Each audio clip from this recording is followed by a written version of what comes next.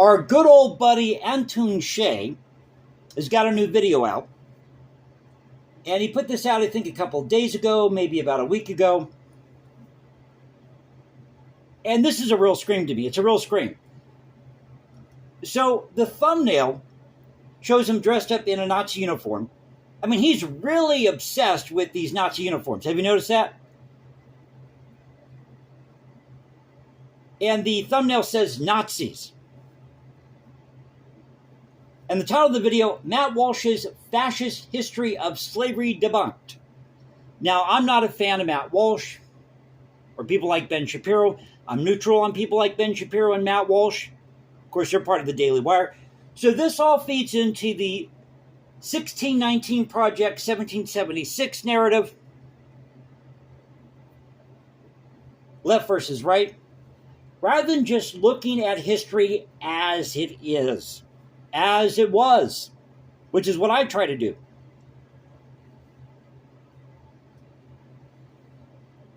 So it starts out, this video, starts out with Atun Shei. He's walking down the steps of what looks like a Confederate monument, possibly. It's in a cemetery, I believe, in New Orleans. And he's on the phone with his mom. And it gets kind of dark here. And because this is a 43-minute video, I'm just going to cut it down to size here for the sake of time. But let's get through this. Again, this is Atun Shei trying to respond back to Matt Walsh's video, his fascist history, quote-unquote, of slavery debunked. Here we go. Are you doing okay, sweetie? Are you getting enough to eat? Oh my God, yes, Mom, I'm fine. Just stop fussing over me, okay? Sure. So how's work going? Not good. Views are down. I need a hit. I need a solid gold hit. Why don't you do a response video? So his views are down. He needs a solid gold hit as he's walking through the cemetery. He makes more money. That's kind of symbolic, don't you think? I don't do response videos, Mother. They're for troglodytes. And that Rossi bastard has been ripping me off for years. He's basically I mean, isn't that kind of arrogant? Nazi I don't do response videos. Did you know that when he debunked ancient aliens and mentioned that a friend texted him that Eric von Daniken died, he didn't even have the decency to mention that I... Now, part of this might be acting, of course. I get no thanks. Well, you should think about it. All right. I'll think about it. Yay! And lo and behold, as he's on the phone with his mom, he runs across, clicks the phone. Now that's rude. He shuts his mom off. Shuts off the phone in the middle of this conversation with his mom because he saw this grave site, this marker dedicated to none other, with the shovel in hand, none other than General John Bell Hood. Looks at the plaques. Doesn't know what to do. Scrolls through his phone. Real history of slavery. Matt Walsh's Real History of Slavery. That could work. Now, this is where it gets dark. So he takes a shovel. The screen goes black. He's going to dig into the grave of General Hood. Isn't that a desecration of somebody's grave, whether you agree with that person or not? So moving on, let's get to the meat of this here. All right. So he's sitting down in what seems to be a dark room here. I guess Milo had Got a game. like these Rubbermaid boxes behind him on these shelves, metal shelves. What sword shall I kill myself with? African or European? He's got an African sword in one hand, European sword in the other. Then he's trying to commit suicide. I want you guys to understand right off the bat is that this is not what we're about to watch. This whole thing, this is not a kind of good faith attempt to educate the public. We're going to do the response video thing, do that whole little ritual. It's going to be fun. You're going to learn some stuff. Oh, I'm sure it is. I'm sure it is, Atun Shei. To sort of respond. I've got nothing against Atun Shei. I'm just commenting on the video as it is here. About what this is. This whole media operation, the Daily Wire, initially got going because of funding from the oil and gas industry. Okay, now we're talking about the industry pumps an enormous oil and gas industry. That they're funding all this money to the Daily Wire. I thought this was a video about slavery. Well, I thought originally this was about the Nazis and slavery. I'm a little confused here. But now it's all about Matt Walsh and Matt Walsh's video on trying to debunk Well, his fascist history of slavery debunked. This amount of money into conservative kind of cultural war causes. 80% of anti-trans media operations. I'm going to put up the anti-trans media operations. Now we're talking about anti-trans. Again, I thought this was about talking about slavery here. Anti-trans media operations take fossil fuel. We're nearly 2.5 minutes into the video, and he hasn't even gotten on the subject yet. And he is telling us a story that will distract us from the destruction of the biosphere. Well, let's get to it. Chop, chop. The companies that own him. And so we will sort of talk about this, and we'll argue. Well, come on, get to it. I'm really want to know what you. I want to know what you're saying here, or what we're talking about. Fossil fuels. Sorry, I'm just getting over a bout with food poisoning, so not on my game today like it should be. To whom Matt Walsh is but a lapdog, can continue to make ungodly amounts of money while we die of preventable man-made famines. That's what's going on here. Now we're talking about famines, man-made famines. Again, I thought this was about slavery. These fossil fuel executives, basically anybody working above, say, a $60,000 pay grade at any fossil fuel company would be in fucking prison. Matt Walsh would be rotting in fucking prison. So Matt Walsh should be in prison. Anybody in the oil and gas industry should be in prison. So let's watch the real history of fucking slavery. For more than half a century, anti-American propagandists have waged. And here's Matt Walsh sitting back in his chair against us. They've waged intellectual warfare against our founding fathers. And that's true, they have. I've talked about it on the channel. Founding fathers and national heroes. Yeah, they were, Atun, Shei, because at the time, in the late 1700s, or in the 1770s, at least, in that time period, during the time of the monarchy, you didn't go against the king. That's one thing you did not do. You did not go against the king. Getting back to the video. Tore down their statues. One professor from the University of Wisconsin spent 11 years administering historical literacy tests to his students. He discovered that they overwhelmingly believed that slavery began in the U.S., was almost exclusively an American phenomenon. So let's find out what the college fix is. Something tells me it's not going to be a reputable. So it's a conservative-leaning news website. Okay, all right. Series setting the record straight on again, the 1619 project versus the 1776 project. And idiot school teachers have left out. Okay, so idiot school teachers, clearly this sort of rallying cry of anti-intellectualism, right? I mean, this is sort of, deny the evidence of your eyes and ears, deny the experts that might be saying stuff like fossil fuels are destroying the climate. Here's the data. That has nothing to do with slavery, Atun, Shei. We're talking about slavery. I want to know about slavery. You said you're going to talk about slavery. And you're trying to debunk Matt Walsh's video about slavery. Let's get to it. Stooge of oil and gas, Matt Walsh. If he doesn't get to this soon, I'm going to cut off the video. What we don't learn at school is where those slaves actually went. Just under half of them, an estimated 5.4 million, went only to Brazil, and many more went to the That's Caribbean. true. 1.2 million went to Jamaica. True. More than 900,000 to St. Dominique, and True. 889,000 to Cuba. Yep. The grand total of slaves brought to the future United States was about half the number brought only to Cuba. Okay, so this is obviously meant to... Well, there's some debate about how many were actually brought here the United at States that time, but of sort of guilt from slavery. Specifically, here's why this is fucking stupid. It makes no sense. so pardon the language. That's on Atun Shei's end. Overwhelmingly driving all of this human trafficking were European powers, right? England, later Britain, France, Spain, Portugal, these sorts of places, right? Now, Whoa, let's back that up for a moment. So you're saying that all these they were the ones driving this? Really? Okay. The number brought only to Let Cuba. me get to that part again. Basically, in overwhelmingly driving all of this human trafficking were European powers, right? England, later Britain, France, Spain, Portugal, these sorts of places, right?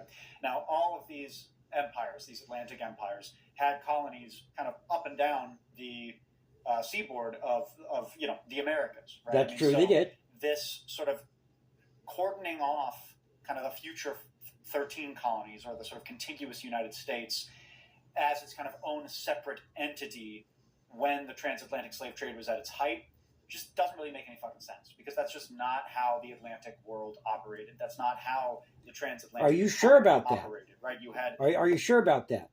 They wanted to have their own colonies here in the United States. We later seceded from Great Britain because they didn't like what the king was doing. Now, one of the issues that was talked about was slavery during the American Revolution. But they were really hot damn mad at the king, okay? What the king was doing, and just go back and read the Declaration of Independence, all the grievances they list. Getting back to the video. British interests in, Savannah and Philadelphia and Boston, but you had sort of intertwined interests in places like Barbados, right? In places like Jamaica, that were very heavy sort of slave factories for the British, right? So it would be one thing, right, if he sort of was trying to sort of argue that the Portuguese and the Spanish were worse somehow than the British as this sort of form of cultural splitting hairs. We're splitting hairs here. You'd have like pardon me, kind of a little bit of an argument, but as is, it's nonsensical. And it's nonsensical, he says. It's not in good faith because Matt Walsh is a stooge of the fossil fuel companies and belongs. Again, talking about fossil fuels The ones who came has to nothing to do with 13 slavery, colonies were the lucky ones. The or at context least of slavery that we're talking about at the time that we're talking about in question here. global slavery getting put on a ship to New Orleans was really a best case scenario. Fuck you, dude. Fuck you. I live in New Orleans, right? Recently, we filmed an interview with Dr. Ibrahim Asek, who is. Okay, now this is funny. Okay, so remember, a lot of his videos have been about how bad the Confederates were, how these Southerners back in the day were racist. Why are you living in New Orleans? Why are you living in Louisiana, if that's the case? Oh, this is the New South, right? Director of research at the Whitney Plantation, which is Whitney over on River Plantation. Road, about 40 minutes outside. How many plantations were there in the South? Now, I'm glad we have the Whitney Plantation to go visit it, to understand the history, to understand the horrors of slavery. I'm glad we no longer have slavery or indentured servitude. The city, as part of my docudrama, The Vampires of New Orleans. The And Vampires of New Dr. Orleans. telling us You see, about all these plantation owners, they were just vampires. how enslaved people, when they came to New Orleans, when they came to Southeast Louisiana, they ran away. They formed their own communities in the swamps. Pardon me. They joined forces with the indigenous Natchez people to attack French settlements. He even told us of some enslaved people, like when they first got there, who drowned themselves in the Mississippi River rather than face the indignity of being And for I'm life. not doubting that happened. I don't think that Again, anybody, I'm not any of endorsing those slavery Africans here. who were brought here to Louisiana would have seen it as the best case scenario. And I don't think Matt Walsh, who, by the way, belongs in prison for knowing disinformation that is designed to unravel democracy itself and propagate the needs. He's going to of these unravel fucking democracy real-life itself vampires in the by fucking- having a video talking about slavery, trying to debunk what he believes, what Matt Walsh believes are the falsehoods of slavery, that's somehow debunking democracy. I thought the whole purpose of democracy, Atun, Shei, was to have an exchange of ideas, whether you agree with that idea or don't agree with that idea. I thought that was the whole purpose of democracy. Maybe I'm missing something here. oil and gas industry. This fucking guy, if he was in that situation of an enslaved person here in Southeast Louisiana, I bet your fucking bacon that he would not have fucking been like, oh, I'm so lucky. But Well, I'm going to move forward in the video because we're getting about 13, 14 minutes here. Now, there was a saying back in the day, go east, go west, during the Atlantic and or go west, not east, back in the day of the Atlantic slave trade, pardon me. And that meant that you had better treatment in the west than you did in the east. And your chances of survival were better in the west than it was in the east at the time of slavery. That was the saying then. by the way, I've got a video called The Cannibal Slave Ship, which is Okay, we'll about just skip the- past that. There's reporting on are kind of these colonial narratives that have been kind of disseminated into the Western Colonial narratives. by these French colonizers. Even if all of these stories are true, and they very well may be, the Dahomey Talk about the King of Dahomey was a Dahomey very Amazons. state. They were right? known It was for not a capturing nice these slaves in place. Even Africa. if this was And some of them completely were true paid in by every maybe way, these Matt colonists. Walsh and Daily Wire would still be repeating colonial propaganda critically. Who's writing this? Who's writing the article? Where are they getting their information? Why don't we look at the sources that the Daily Wire has put in this the description maybe of the video? Oh, look, there are none. There are just. Where are your sources, Atun, Shei? For more hit documentaries and the Pendragon Cycle: Rise of the Merlin, which is now streaming. Okay, little self-promotion. On Daily Wire Plus. All right. And they talk about an article here from, I think, some San Diego paper or Some something. of the Janissaries The Janissaries. while others responded with shouts of Allah, Allah. You notice that little Islamophobic cut in there, the Allah, Allah, it's just like, kind of Allahu Akbar, like, remember 9/11? Remember that? Allah, Allah, scary, Muslims scary. They really want. Well, on 9/11, and I remember this because I worked in the travel industry at the time, we got attacked by Muslim extremists. That's a fact. That doesn't mean all Muslims are bad. It just means that we had these Muslim extremists, these terrorists, who attacked the United States on 9/11. Again, not all Muslims are bad, and I'm sure I have a lot of Muslims that listen to the show here. Wanted to emphasize that these guys were devout Muslims, didn't they? With total ferocity, they killed and maimed, they raped the women and girls, dismembered infants, desecrated churches. Okay, so what he's trying to do here is to basically try to bait us into doing like an atrocity Olympics, where we would sort of have to defend or downplay the Barbary pirates or the Ottoman slavers. The Muslim slave trade was extensive. It was horrible, but from a perspective of American politics, which from a perspective of American politics, well, American politics didn't exist at that time. If we're talking about the 15th century, didn't really exist at that time because there was no United States in the 15th century or the early 16th century. Maybe people setting up colonies, but there was no quote-unquote United States American politics as we know it. Not a historian, not a history communicator, a political commentator, right? And he made his views and his intentions very clear up front, right? He said the first thing he said in this documentary was that this is sort of we're going to tell it to the fucking idiot school teachers and the people who are trying to. Okay, so we're going to move along here. As I said, we're getting kind of lengthy in the video here. Let me get to the last part of this. Oh, there's a commercial here, so let me get through that. But while I have the time here, let me talk about this.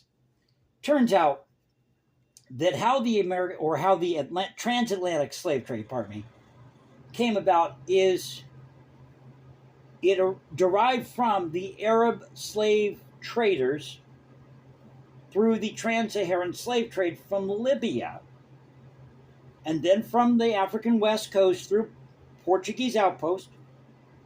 This developed into the Atlantic slave trade. So this expands into the colonies in the Americas in the late 1400s with the Spanish and the Portuguese. And in the 15th century, you had the Spanish enacting this law, the cleanliness of blood, preventing people who were Jewish and Muslim or who are Jewish and Muslim ancestry from settling in the New World. And they did not guarantee rights for Jews or Muslims who, they did not guarantee rights for Jews and Muslims who converted to Catholicism at the time. I can't even talk today, pardon me. And they were called conversos and moriscos. Okay, and so some Jews and some Muslims converted hoping that they could gain these rights under the Spanish crown. And guess what? Some of these Muslims and some of these Jews engaged in the slave trade. A lot of this had to do with religion at the time. But if you want to trace the origins of this, it actually goes back to ancient Rome, believe it or not. So getting back to the video here, like I said, there was an ad. We're going to get back to the video, and then I'll finish up my video here. I quote, "We suppose there come in of servants about 1,500, of which most are English, few Scotch, fewer Irish, and and not above 2 or 3 ships of Negroes in 7 years. So again, let's talk about the implication, as Dennis would say. So the implication is that Scottish and Irish people can lay claim to the same level of grievance as black people for talking about indentured servitude. Completely as I said, I'm just skipping through this. The concept of race and whiteness evolved over the centuries, right? Scottish and Irish people today are white. They blend in. They are not a distinct culture.